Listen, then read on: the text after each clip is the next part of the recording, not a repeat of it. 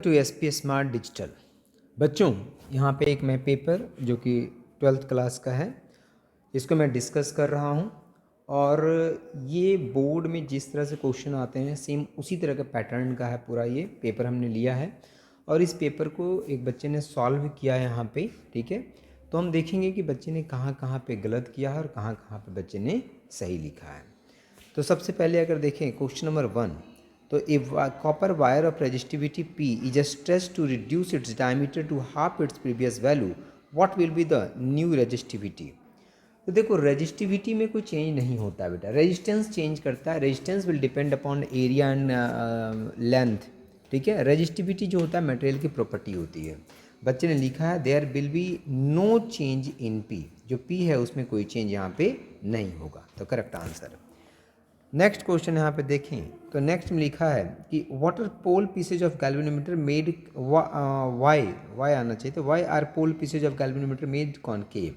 The pole pieces galvanometer made concave because concave pole produces strong uniform and radial magnetic field, correct answer है। Third, what is the phase relationship between current and voltage across an inductive AC। Inductive मतलब जहाँ पे inductor, जिस circuit में inductor है AC circuit में, वहाँ पे करंट और वोल्टेज के बीच में क्या रिलेशन होता है। तो the current lags behind the voltage by π/2, तो करेक्ट आंसर है। नेक्स्ट में what is the order of energy gap in semiconductor, जो सेमीकंडक्टर होता है उसमें एनर्जी गैप कितना होता है।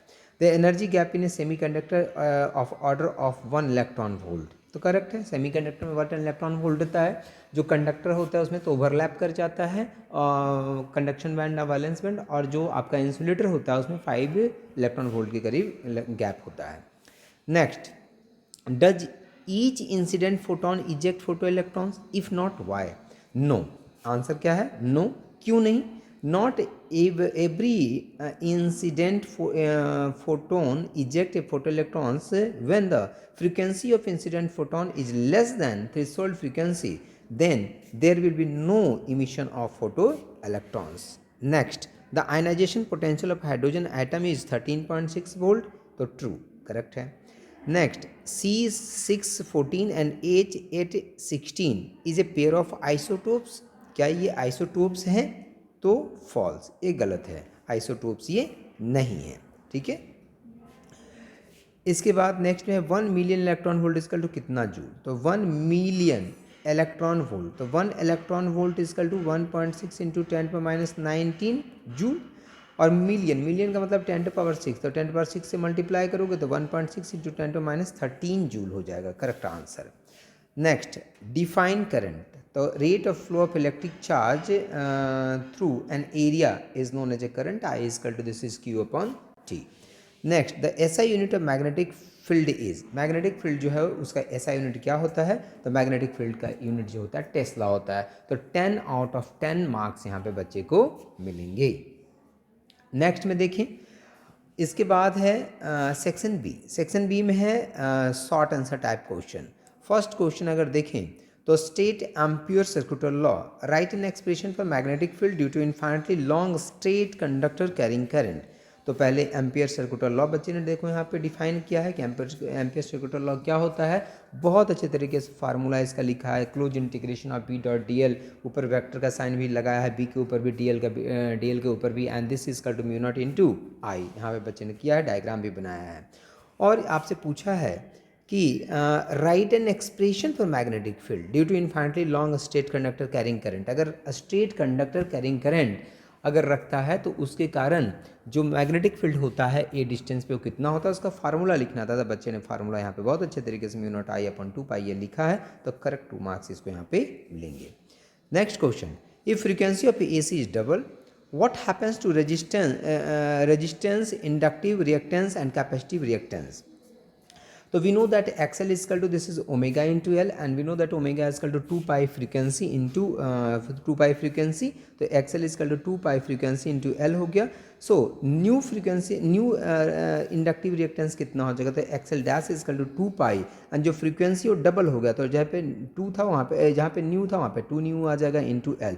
सो this is XL dash is equal to 2 into XL, मतलब जो फ्रीक्वेंसी है, जो इंडक्टिव रिएक्टेंस है वो डबल हो जाएगा। एंड कैपेसिटिव रिएक्टेंस को अगर देखें तो कैपेसिटिव रिएक्टेंस यहाँ पे कितना हो जाएगा, half, because X C is equal to 1/ω_c and we know that omega is equal to 2 pi into nu, so this is 1/2 pi nu into C, so this is 1 अगर आप double कर देंगे तो फ्रीक्वेंसी इसकी half हो जाएगी। Next में है nuclear force. what are the factors which help in increasing the efficiency of the transformer।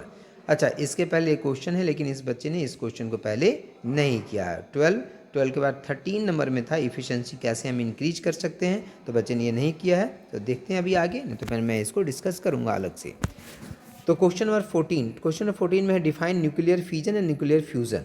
तो देख सकते हो यहाँ पे न्यूक्लियर फिजन को बताया गया है, डिफाइन किया गया है न्यूक्लियर फिजन को पूरे अच्छे तरीके से कि it is a process of breaking off a heavy nucleus into lighter nuclei, पूरे अच्छे तरीके से डिस्कस किया है फिजन को। और फ्यूजन का मतलब होता है जुड़ना, छोटे छोटे न्यूक्लियाई आपस में जुड़ जाते हैं, तो बच्चे ने लिखा है it is the process of fusing very light nuclei into heavier one with sufficient mass defect which appears in the form of tremendous amount of energy। तो करेक्ट लिखा है।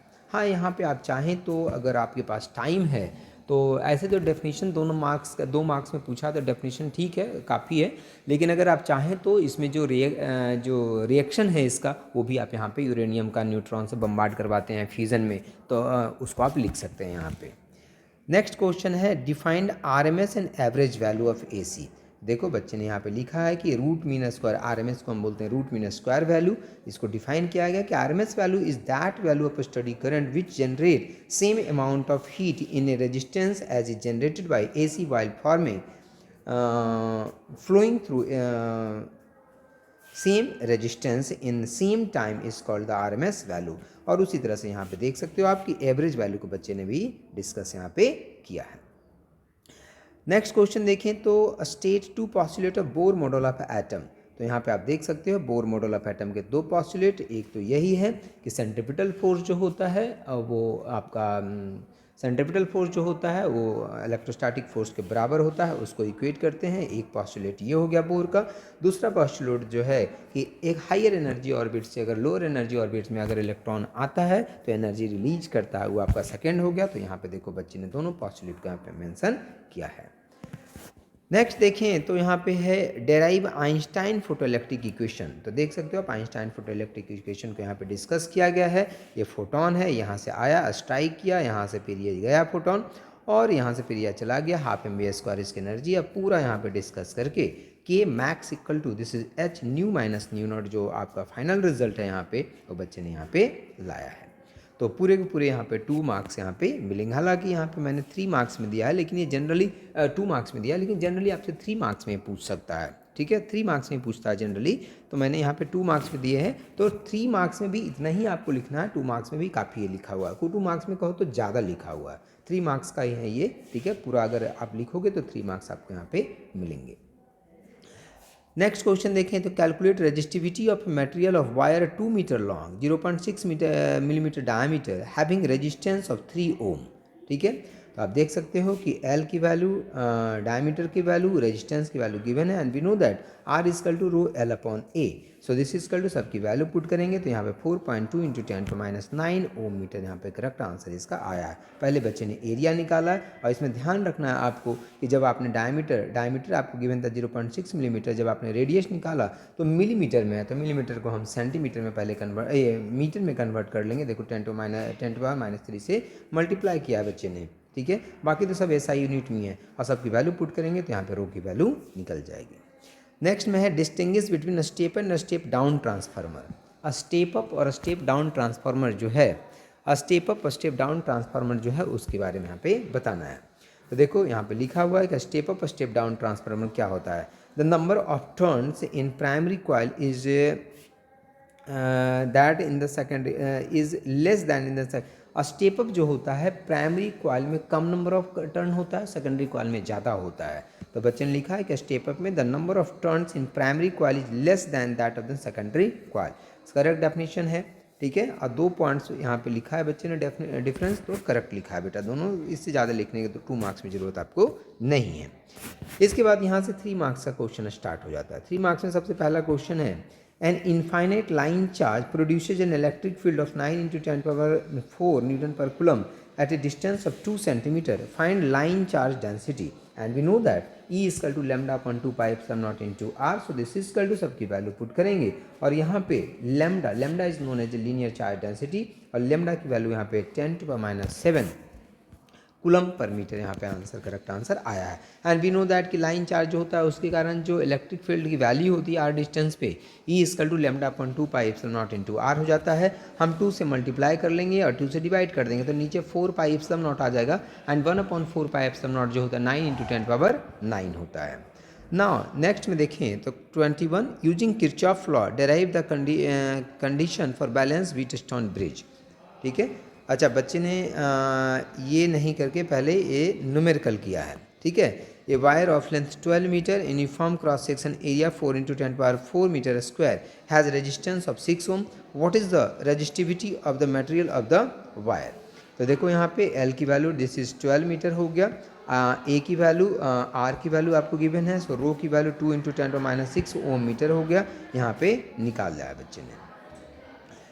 इसके बाद अगर नेक्स्ट में आप देखेंगे तो नेक्स्ट में यहाँ पे है नेक्स्ट क्वेश्चन में है give 2 uses each of the following microwave infrared and X-rays. तो देख सकते हो यहाँ पे microwaves are used in a microwave oven, ये सारा बताया हुआ है यहाँ पे। इंफ्रारेड का एप्लीकेशन कहाँ है, माइक्रोवेव्स का एप्लीकेशन कहाँ है, तो बच्चे ने एक्सरेज का एप्लीकेशन क्या है, कैंसर डिटेक्शन में यूज होता है, स्टडी द क्रिस्टल स्ट्रक्चर में हम यूज करते हैं स्टडी करने के लिए, तो ये सारा बच्चे ने यहाँ पे लिखा है करेक्ट आंसर।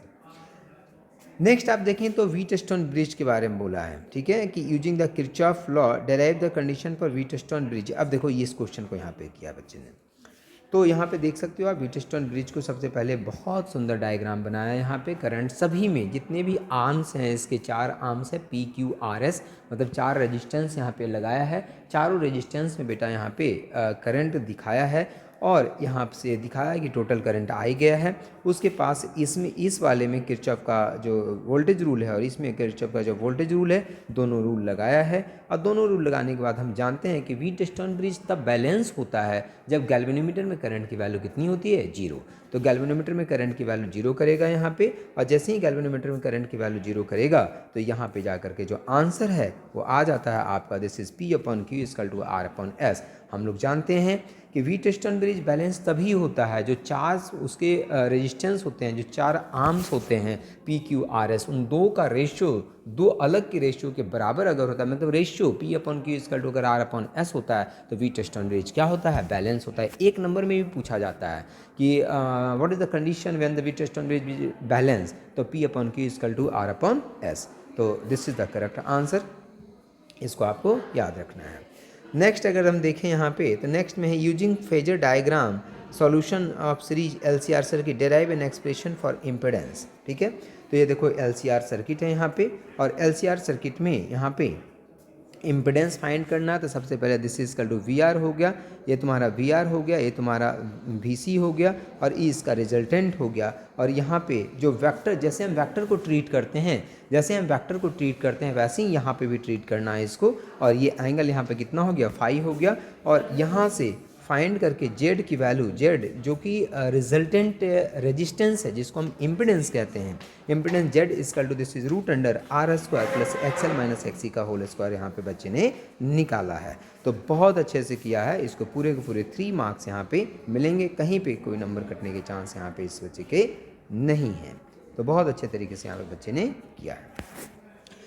नेक्स्ट में देखें यहाँ पे तो इसके बाद है what is the phenomenon of total internal reflection, give the condition for its occurrence. ठीक है, तो देख सकते हो आप टोटल इंटरनल रिफ्लेक्शन को बताया है, इसमें सभी में हम एरो बनाएंगे, बच्चे ने बनाया भी है इसमें। ठीक है, फर्स्ट रे जो होगा वो सीधे सीधे परपेंडिकुलर चला जाएगा, इसमें कोई डेविएशन नहीं होगा, क्योंकि हम जानते हैं कि एक मीडियम से दूसरे मीडियम में अगर परपेंडिकुलरली कोई इंसिडेंट करता है रे, तो वो बिना डेविएटेड विदाउट डेविएशन वो दूसरे मीडियम में चला जाता है, तो दिखाया है।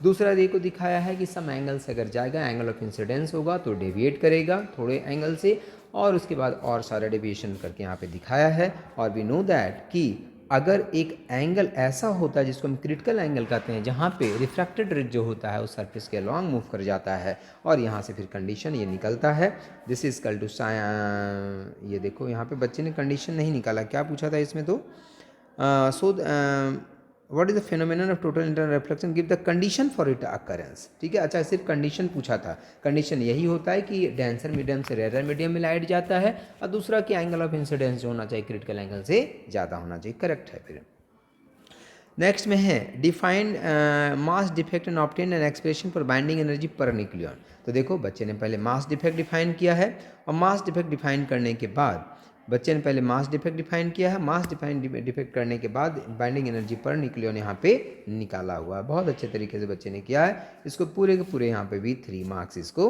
मिलेंगे, क्योंकि पूरा इसने एलिमेंट ले करके उसका जेड मतलब मास नंबर एटॉमिक नंबर ले करके और सारा यहाँ पे बता रखा है बच्चे ने। नेक्स्ट क्वेश्चन देखें तो आपको प्रूफ करना है कि lambda is equal to h upon root under 2m into e. देखो 1/2 mv² is equal to e into v हो गया, where v is the potential, this v is the potential. तो इसको कैपिटल देने की कोशिश करें। बच्चे ने थोड़ा सा यहाँ पे स्मॉल देने की कोशिश, हालांकि यहाँ पे फिर ठीक लिखा है।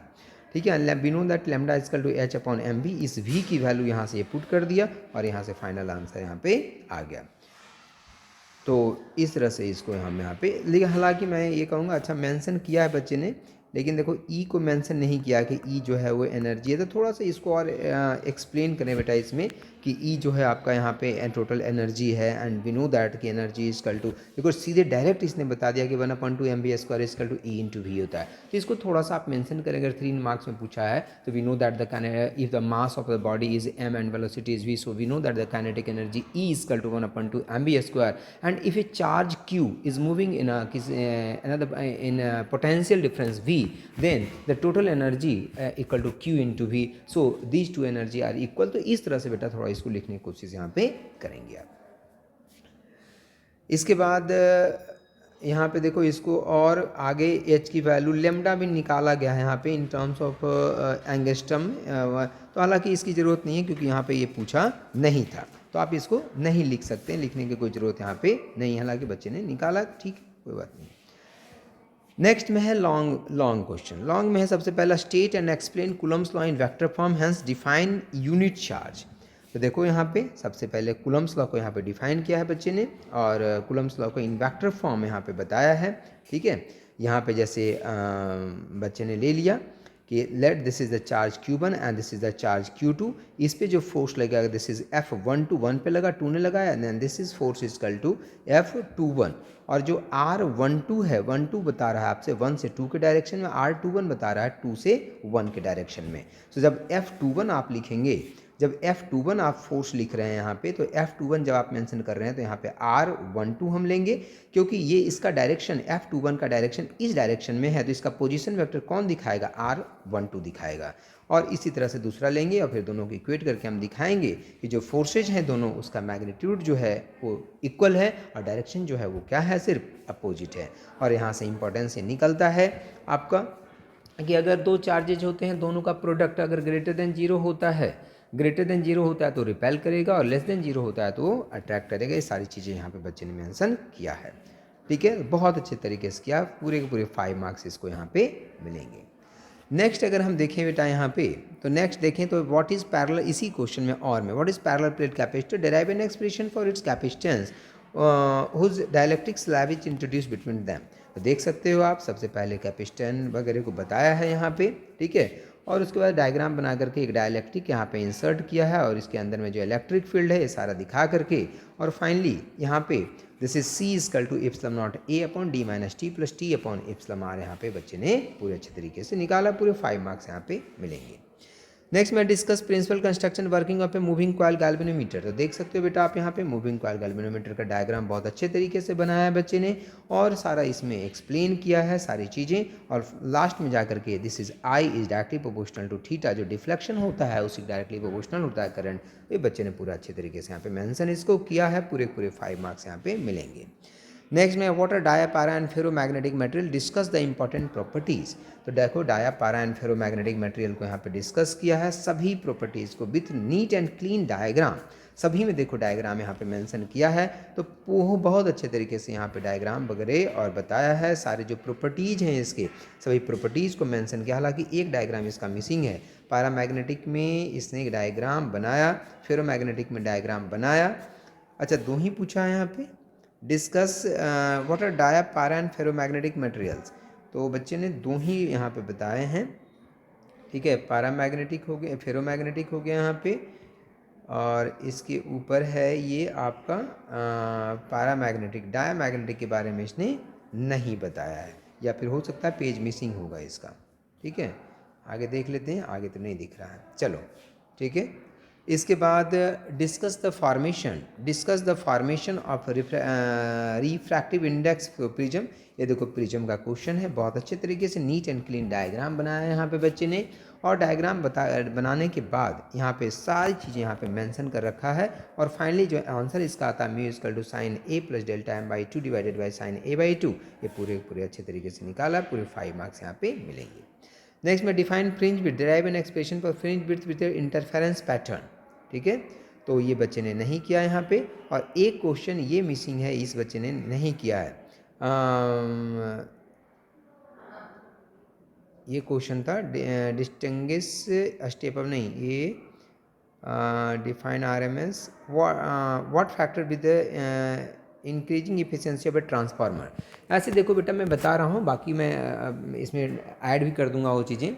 देखो, ट्रांसफार्मर की इफिशिएंसी बढ़ाने के लिए 4 लॉसेज होते हैं ट्रांसफार्मर में 4 लॉसेज होते हैं। Iron loss, copper loss, hysteresis loss, ठीक है, और एडी करंट लॉस जो होता है। तो इन सारे लॉसेस को अगर आपने कंट्रोल कर लिया, ठीक है, अगर आपने कॉपर लॉस को कंट्रोल कर लिया, हिस्टैरिसीस लॉस को कंट्रोल कर लिया, एडी करंट जो लॉस है उसको आपने कंट्रोल कर लिया, तो अगर इन सारे लॉसेस को आपने कंट्रोल कर लिया बेटा, तो आपकी इफिशिएंसी बढ़ जाएगी।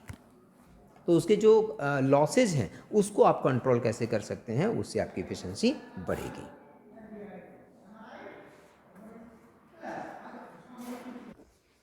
तो ये लास्ट क्वेश्चन में पूछा था कि what is fringe width and how fringe width will developed. ठीक है, और कैसे आप फ्रिंज विड्थ आपको मिलता है, कंडीशन क्या है उसकी। तो देखो, आप सीधे यहाँ से चलो कि we know that intensity I R equal to I A plus I B plus 2 root under I A I B cos phi. Now for constructive interference I R equal to maximum, अगर intensity maximum होगी तो हम कहेंगे constructive मिला है, तो constructive यहाँ पे मिलेगा। और इन जनरल उसको जब निकालोगे आप, तो यहाँ पे आपका in general phi equal to this is m into 2 pi आ जाएगा। बस यहाँ पे रहने दो। अब रुको, अब डिस्ट्रक्टिव के लिए उसी तरह से क्या हो जाएगा, this is I R equal to minimum, तो आई आर मिनिमम होगा तो फाई निकल जाएगा यहाँ पे कि ये फाई की वैल्यू ये हो जाएगी। इसके बाद आपको क्या करना है, इसके बाद आपको वो 2 चीज़ें आपको पता है। उसके बाद या तो उसको सिर्फ याद रखो कि कंस्ट्रक्टिव इंटरफेरेंस के लिए फेज डिफरेंस कितना होता है, डिस्ट्रक्टिव के लिए फेज डिफरेंस कितना होता है। ठीक है, उस चीज़ को याद रखना है। अब यहाँ से स्टार्ट करना है आपको। फॉर ब्राइट फ्रिंजेज तो अभी आपने पढ़ा कि जो फेज डिफरेंस होता है कितना, या छोड़ दो उसको, पाथ डिफरेंस को, फेज डिफरेंस को रहने दो, सीधे यहाँ से चलो। ये याद रख लो कि ब्राइट फ्रिंजेज जब होते हैं इंटरफेरेंस में, तो delta X equal to m into lambda होता है, काम खत्म। And this equal to delta X equal to m into lambda. और यहाँ से जो हम निकालते हैं, जब यंग डबल स्लिट एक्सपेरिमेंट जब हम पढ़ते हैं, तो यहाँ पे पाथ डिफरेंस आता है वाई डी अपॉन डी, इसको आपको इससे इक्वेट कर देना है और यहाँ से कंडीशन निकल जाएगा। ठीक है, अब 2 का जब डिफरेंस हम निकालते हैं, 2 जो फ्रिंजेज मिलते हैं उसका जो डिफरेंस होता है उसको हम फ्रिंज विड्थ, उसके बीच का जो डिस्टेंस होता है उसको फ्रिंज विड्थ कहते हैं। अब इसी तरह से डार्क के लिए निकाल देना, डार्क के लिए delta X equal to 2m plus 1 into lambda by कितना होता है 2। तो पीछे का छोड़ दो, सिर्फ यहीं से याद रखो कि ब्राइट के लिए इस कंडीशन याद रखना है, delta X equal to m into lambda. And what is delta X equal to Y D upon D होता है, इसको इक्वेट करेंगे। और उसी तरह से आप डार्क के लिए कर देंगे यहाँ पे, और फिर डार्क में, डार्क हो या ब्राइट हो, दोनों में फ्रिंज विड्थ जो होता है सेम होता है। 2 के कंजिक्यूटिव 2 का डिफरेंस निकालोगे तो आपका फ्रिंज विड्थ यहाँ पे कहलाएगा। The distance between 2 successive dark fringes या 2 सक्सेसिव ब्राइट फ्रिंजेज का जो डिफरेंस होता है उसको हम फ्रिंज विड्थ कहते हैं। तो दोनों केस में आप इस तरह से निकाल सकते हैं। और अगर हम बात करें ट्रांसफार्मर की, ठीक है, कि ट्रांसफार्मर की एफिशिएंसी को हम कैसे बढ़ा सकते हैं। देख सकते हो energy losses in a transformer, copper loss, iron loss, hysteresis loss और लीकेज ऑफ मैग्नेटिक फ्लक्स। तो अगर हम कॉपर लॉसेस को हम कंट्रोल कर पाएँ, आयरन लॉसेस को कंट्रोल कर पाएँ, हिस्टैरिसीस लॉसेस को कंट्रोल कर पाएँ और लीकेज ऑफ मैग्नेटिक फ्लक्स को अगर हम कंट्रोल कर पाएँ, ठीक है, तो हम जो ट्रांसफार्मर है उसकी इफिशिएंसी को हम इंक्रीज कर पाएंगे यहाँ पे।